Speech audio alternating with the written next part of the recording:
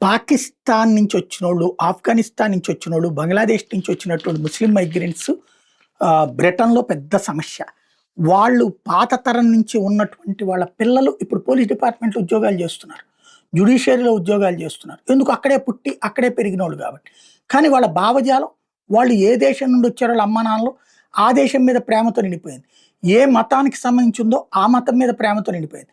పర్యవసానం ఏం జరుగుతున్నటువంటిది గ్రౌండ్ లెవెల్‌లో అంటే పోలీసులు చివరికి వీళ్ళు గ్రూమింగ్ గ్యాంగ్స్ ఆడపిల్లల్ని మోసం చేసి వాడుతుంటే అదేంటని ప్రశ్నిస్తే వాళ్ళనే ఇబ్బంది పెడుతున్నటువంటి పరిణామం.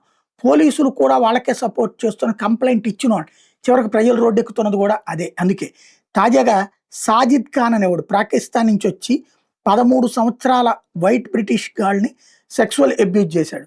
వాడిని బ్రిటిష్ పేట్రియాట్స్ అందరూ కూడా పట్టుకుని పోలీసులకి అప్పచెప్పారు. బర్మింగ్హామ్ పోలీసులకి అప్పచెప్తే వాడు చెప్పేటప్పుడే చెప్పాడు, ఇది మా మతంలో తప్పు లేదు, మేము ఇట్లా చేయడానికి మాకు హక్కు ఉంది, కాఫీర్లను అట్లా చేస్తామని.